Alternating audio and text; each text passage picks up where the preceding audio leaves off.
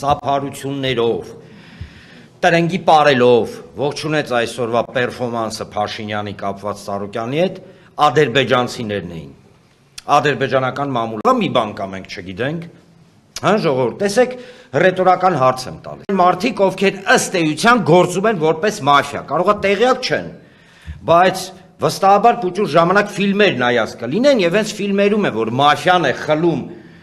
մարդկանցից ունեցվածք, այլ ոչ թե հակառակը։ Բոլոր այն գործընթացները, որոնց մենք ականատես ենք լինում, թուլացնելու։ Ես ստիպված եմ օգտագործել քաղաքացիական պայմանագիր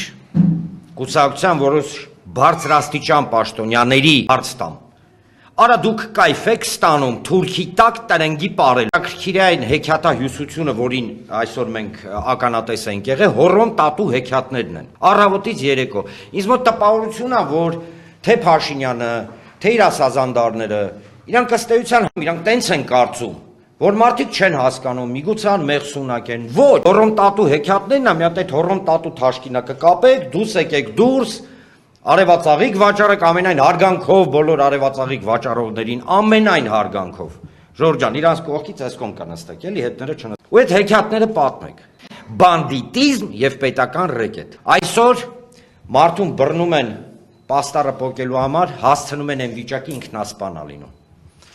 Այսօր պինգի ժամանակ ուզում է հարց տա, ինչի համար իր թորանը վառեցին,